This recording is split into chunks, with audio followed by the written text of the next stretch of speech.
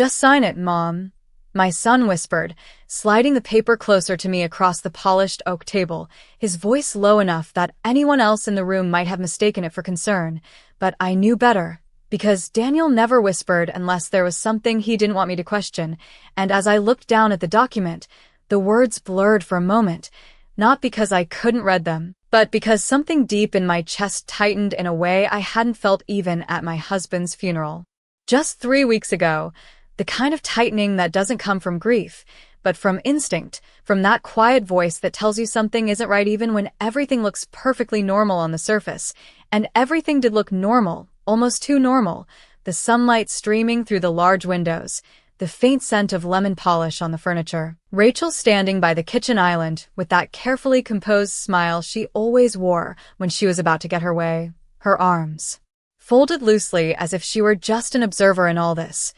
Not the one who had suggested we talk about the future in the first place, not the one who had insisted we meet today instead of giving me more time to adjust to the silence that had settled into my home since Harold passed, and Daniel, my boy who used to reach for my hand whenever he was unsure of something, now avoiding my eyes as he tapped the edge of the paper with his finger, a small, impatient gesture that said more than any words could, and I noticed then how quickly he pulled his hand back, as if even that brief contact with the document made him uneasy, and that's when I lowered my gaze again, forcing myself to focus, to read, really read, not just skim the way they clearly expected me to because they thought I was tired, overwhelmed, too lost in my own grief to pay attention, and maybe I had been, until this moment, until I saw that one line, buried halfway down the page, written in smaller print than the rest. The kind of detail people hope you'll miss, and my fingers rested lightly on the edge of the paper, not gripping it,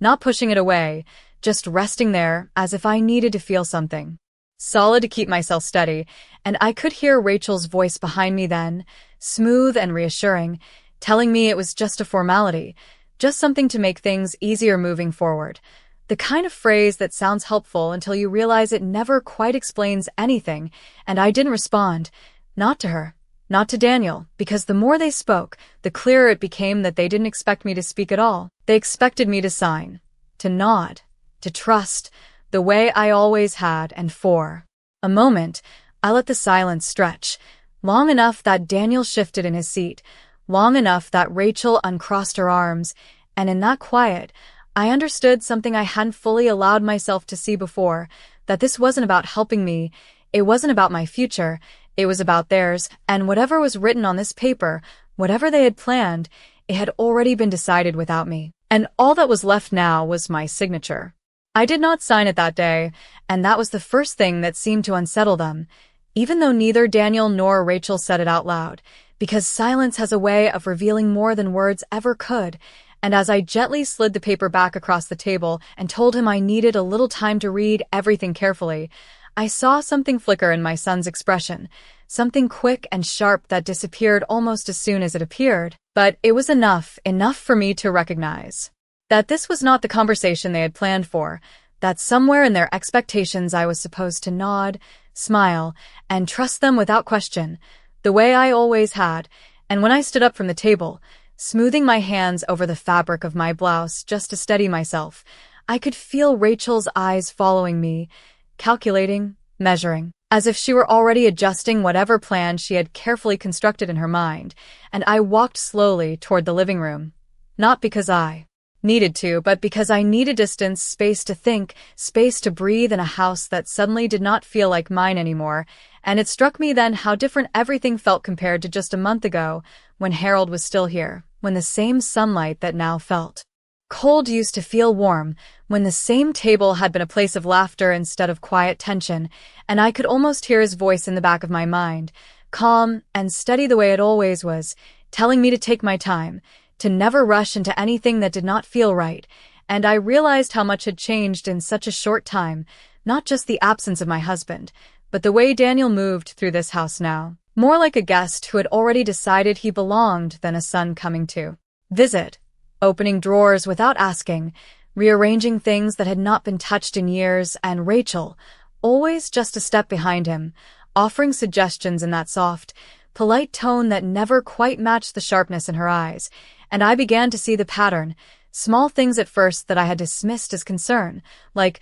when they started talking about how difficult it must be for me to manage the house alone, or how expensive it would be to keep everything running, how maybe it would be better if I simplified things, words that sounded kind on the surface but carried something heavier underneath, something that felt less like help and more like preparation. And as I sat down in my armchair, the one Harold used to tease me about, because I refused to replace it no matter how worn it became, I let myself go over everything again. Every conversation, every glance, every moment that had felt slightly off but not enough for me to question it at the time, and now those moments were lining up in my mind like pieces of a puzzle that had been scattered across the past few weeks, forming a picture I had not wanted to see, and I could hear Daniel's voice behind me again, softer now, almost careful, asking if everything was all right, and I nodded without turning around, because I was not ready to look at him yet, not ready to face the possibility that the boy I had raised, the one who used to sit at this very table doing his homework while I made dinner,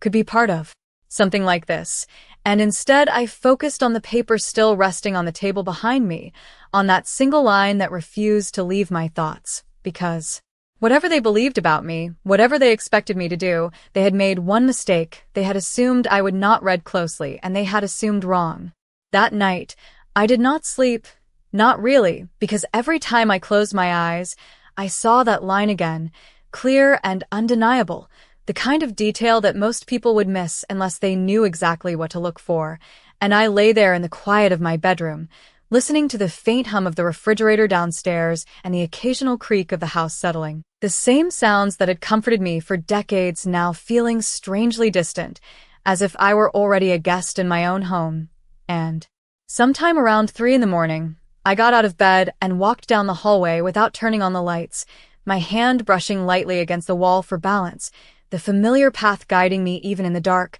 and I stopped at Harold's study, the door slightly open, just the way he used to leave it, as if he might come back at any moment to finish whatever he had been working on, and for a second, I hesitated, because stepping into that room felt like crossing a line between what had been and what was now, but I stepped inside anyway, moving slowly toward his desk, where everything was still exactly as he had left it, the neatly stacked papers, the fountain pen he insisted on using even when everyone else had switched to something more convenient, and the small wooden box in the corner, the one he always kept locked, except I knew where the key was. I had always known, because Harold never believed in secrets between us, not real ones, and as I opened the drawer and took out the key,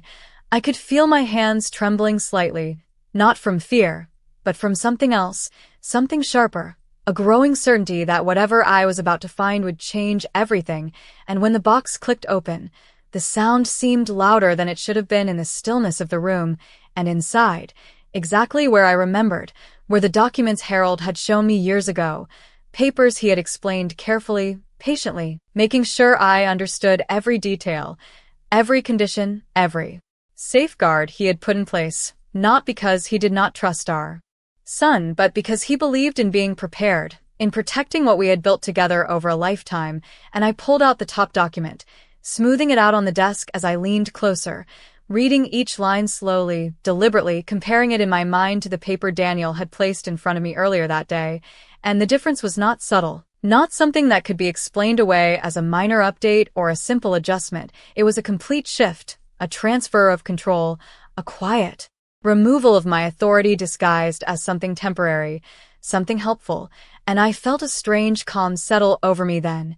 The kind of calm that comes when confusion finally gives way to clarity, when all the small, unsettling moments of the past few weeks suddenly make sense, when every polite suggestion, every concerned look, every carefully chosen word reveals its true purpose. And I straightened up slowly, placing Harold's documents back into the box with careful hands, locking it again, and returning the key to its place, because whatever they thought they were doing, whatever they believed I would agree to, they had underestimated one thing. They had assumed that I was alone in this, that I had no understanding, no preparation, no memory of the man who had spent his life making sure I would never be left unprotected. And as I stood there in the quiet of that room, I realized that I was not the one who had been caught off guard, not anymore, because now I knew exactly what they were trying to take, and more importantly, I knew exactly how they planned to do it. The next morning, I moved through the house as I always did, slowly, deliberately, as if nothing had changed,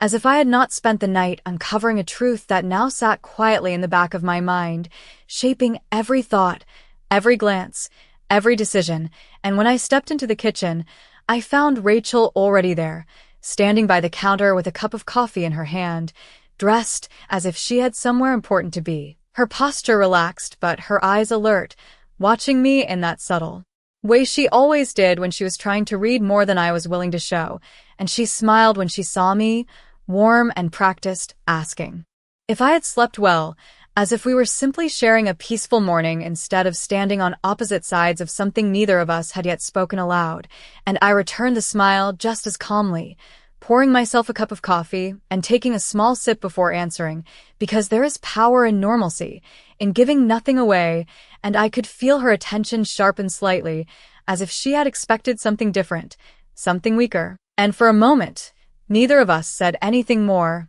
the silence stretching between us, filled only by the quiet hum of the coffee maker and the distant sound of a car passing outside. And then Daniel walked in, his tie slightly crooked, his movements quick, distracted, as if he were already late for something, and he glanced at me briefly before looking away, asking Rachel if she had printed the updated documents, and the words landed softly but clearly, updated documents, as if yesterday's paper had already been revised, adjusted, prepared again for another attempt, and I set my cup down carefully, turning just enough to face him, asking in a steady voice what needed updating, and he hesitated for a fraction of a second before answering, saying it was just minor changes, nothing important, the kind of explanation that says everything by saying nothing at all. And Rachel stepped in then, her tone light, reassuring, explaining that they just wanted to make things easier for me, that handling finances and property at my age could become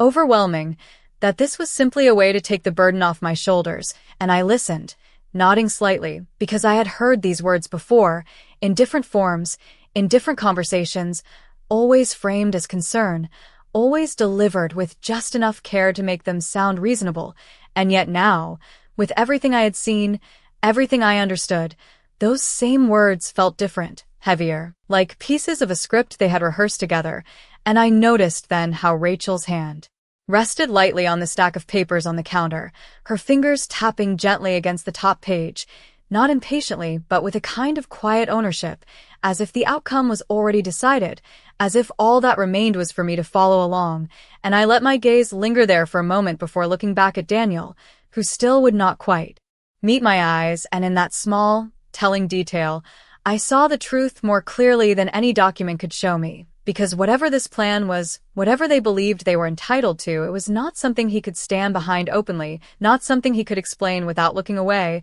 and I felt that calm settle over me again, steady and controlled, not the kind that comes from denial, but the kind that comes from knowing exactly where you stand, and I reached for my coffee once more, taking another slow sip before speaking, my voice even, almost gentle, as I told them that I would be happy to review the new documents when they were ready, that I wanted to understand everything fully before making any decisions, and for the first time since this had begun, I saw uncertainty cross Rachel's face, just for a moment, a small crack in the confidence she had carried so carefully, because she had expected agreement, not patience, and as Daniel nodded quickly, agreeing that of course I should take my time, that there was no rush, I knew that the balance had shifted, not visibly, not yet, but enough that they could feel it,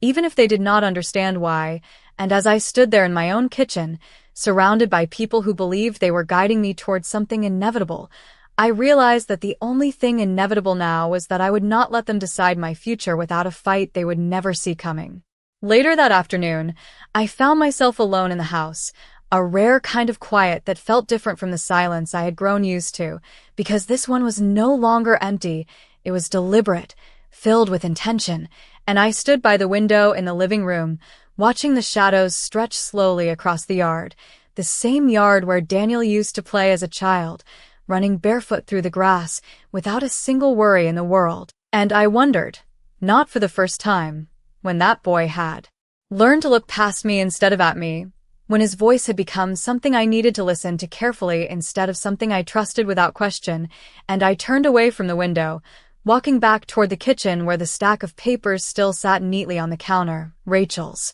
careful arrangement untouched, as if waiting for me to come back and do exactly what they expected, and I reached out, lifting the top page slowly, feeling the weight of it in my hands, not heavy in any physical sense, but heavy in what it represented, because now I knew what to look for. Now I knew where the truth tended to hide, and I read every line again, slower this time, my eyes moving